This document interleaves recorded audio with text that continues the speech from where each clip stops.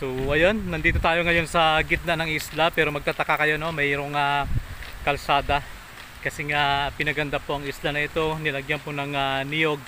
Ito po yung tinatawag na Target Island. So ngayon, ipapakita namin sa inyo yung lawa.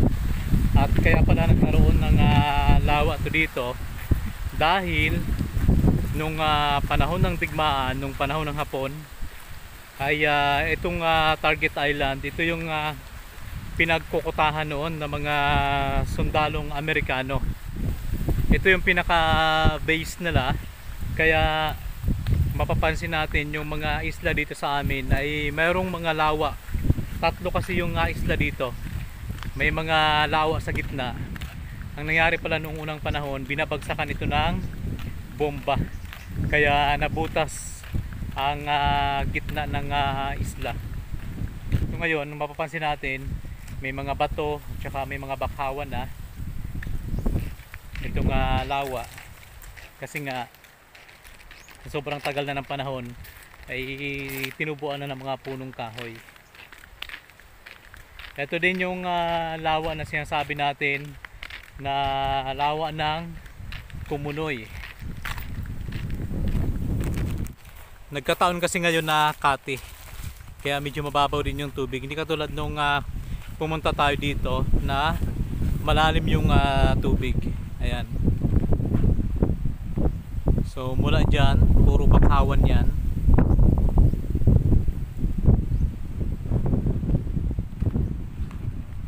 Lusubin natin.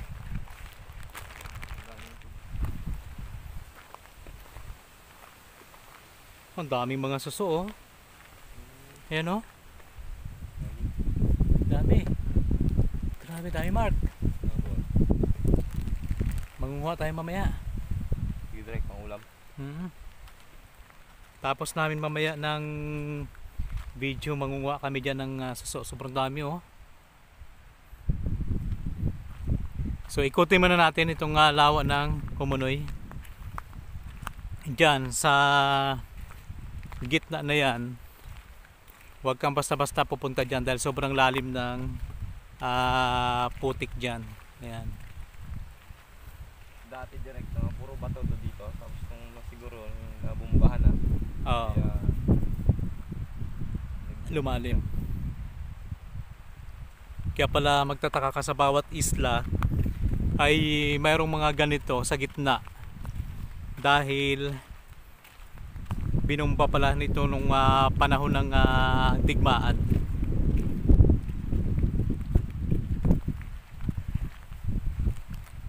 So doon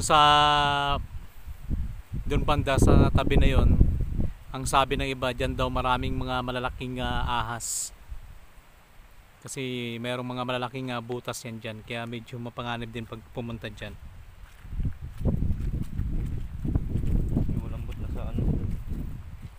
Malambot yung putik. Ang lalaki ng suso.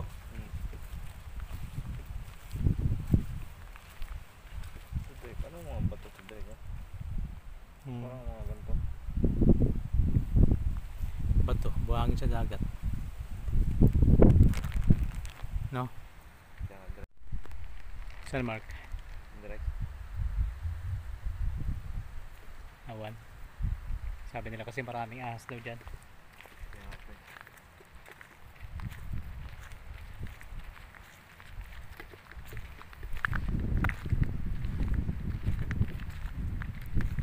Yan, mamaya aakyat tayo yan sa may bundok na yan para makita natin yung view nitong nasa ibaba. Kalansay. Daming kalansay, oh. Ayun pa, oh.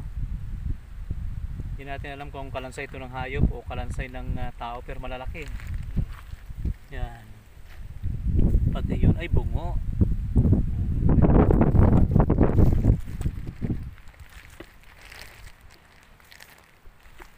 Ibig sabihin, itong lugar na ito noon ay marami din yung nakakapunta dito sa lugar na to. At tingnan nyo, ito, may mga bakal. So ibig sabihin ng mga bakal na ito, maaaring isa to sa mga bomba or mga kagamitan nung panahon ng digmaan. Kasi posible naman na magkaroon ng bakal dito sa isla na walang may nagdala natin dito. Ayan o, kumalat no. Pati pa pala doon sa gitna mayroong mga bakal at saka may mga bungo-bungo.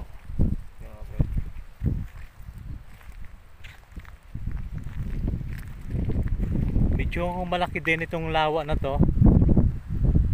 Siguro mga nasa 1 hektarya din ang lawa.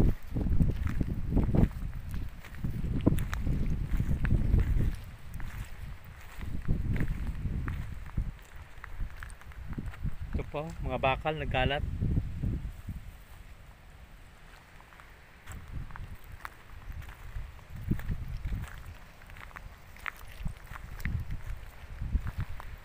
Ano Mark, pagod na? Kaya pa direct? Kayang kaya pa. Ito po mga bakal na yan o.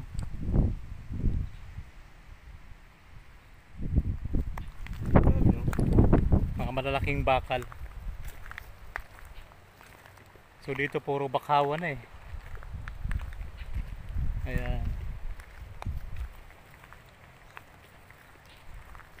At saka dito ang daming mga parang hinukayan. Kaya nga po ito.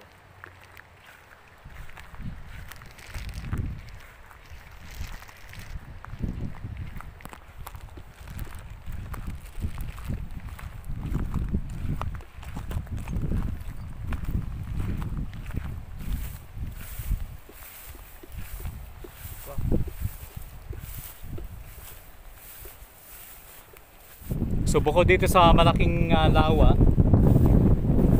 ay meron pa ulit maliit. Ayan.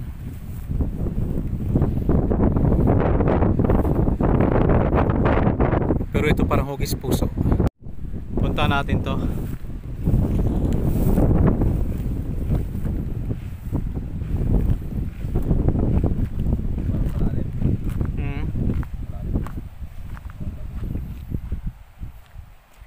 Ay, dami ding suso.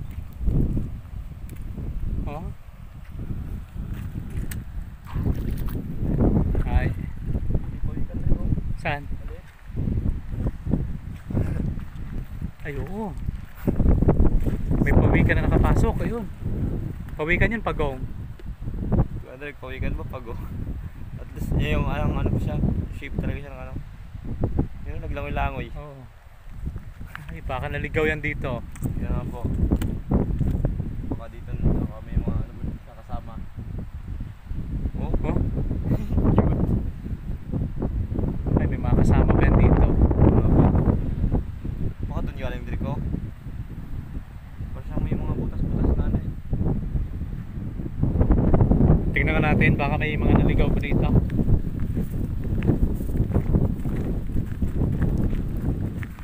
First time ko makita ang bagong maleta. Beauty.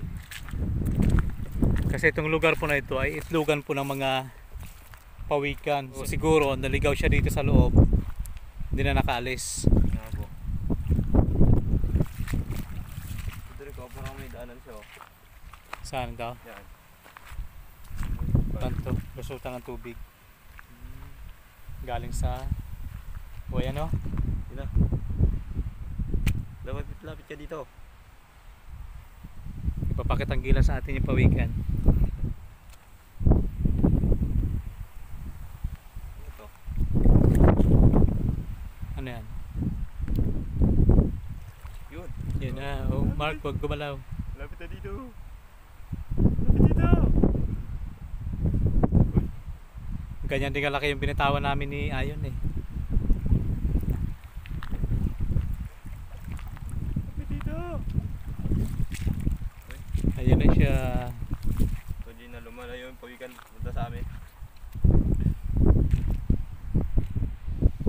Stick niya talaga oh. Galing niya lumangoy.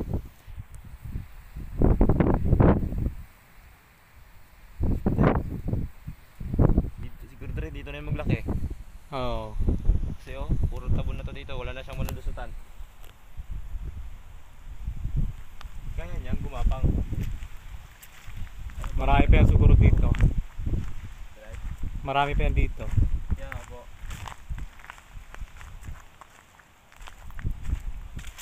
Sana wala may magka-interest na kunin yan. So, puntahan na natin yung lawa na malaki. Babay Pawikan.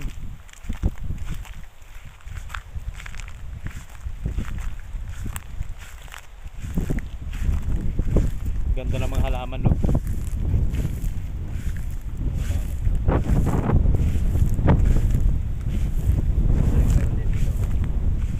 Ha? So, ayan.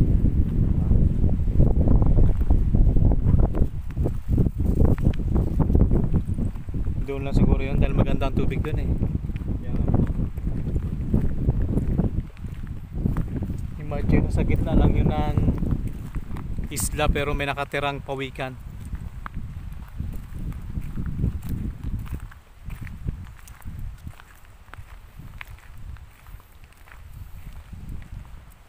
So ayan, hanggang dito po siya yung lawa. Kaya walang tubig ngayon masyado dahil kati ngayon. Pero pag malalim ang tubig, malalim din po to dito sa loob. So ngayon, akyat kami ni Mark para may pakita natin sa inyo yung view doon po sa itaas. Parang nakakaamoy kami ni Mark Lloyd ng kakaiba. Parang may mabaho. Ha? Wala.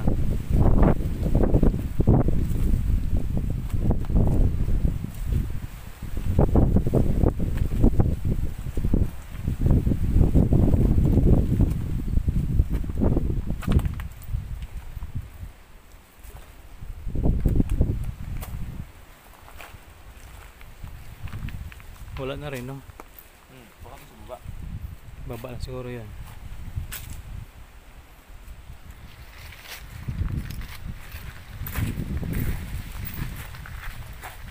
So dito sinasabi nilang marami daw butas ng malalaking ahas. Ay, tirahan dyan talaga yun dyan. Oo. Grabing kupal tapos daming butas pa na pa pwede tirahan. Kaya nga.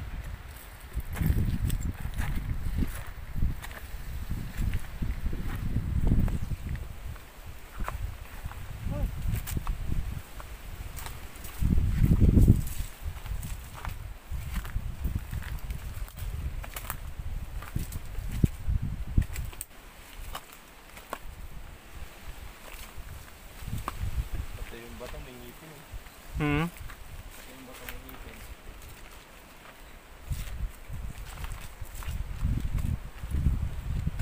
May ngipin yung bato.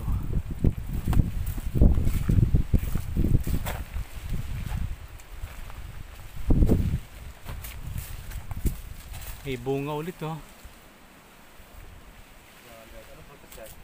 Walang prutas to. Nung nakarang taon nakita din namin to eh. Sige.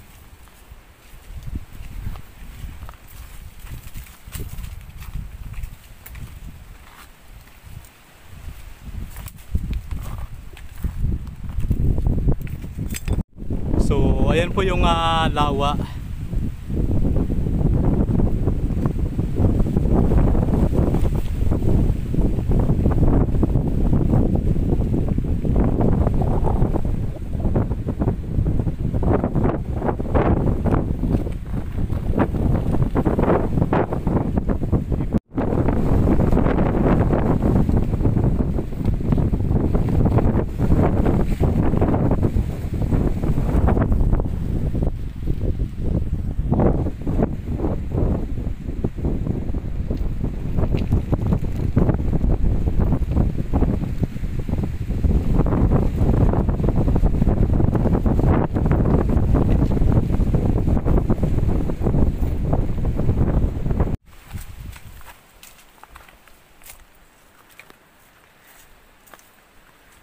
Nandito pa rin kami sa kabundukan ng Target Island. At patuloy pa rin tayong namamasyal para nang sa ganun ay ma-tour din namin kayo dito sa isla na ito.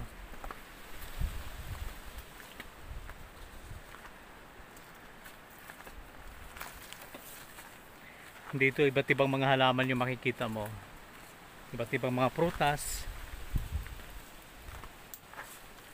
Nasabi nga ni Boss Ayon, kamag-anak ng anunas. Katulad yan.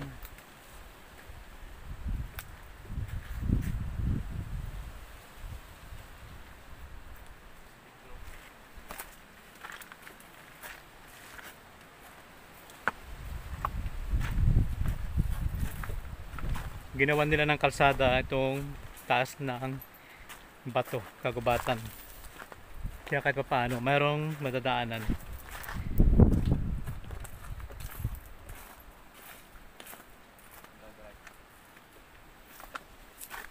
Baba na.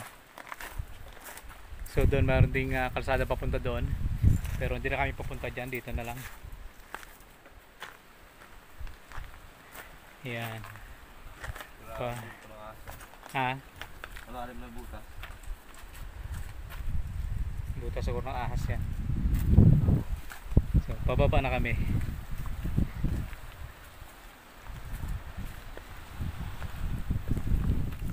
So maraming mga butas-butas dito. Ito po ay gawa nga po ng mga ibinaba o ibinagsak ng mga bomba noong panahon ng digmaan. Ayan. So papunta yan doon, mayroon pa mga butas-butas. Katulad po nito. Yan.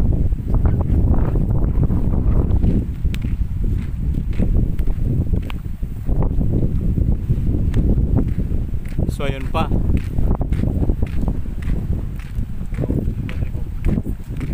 Kaya dito kapag mayroon kayong makitang kakaibang bagay, ay huwag basta-bastang pupulutin dahil napaka delikado.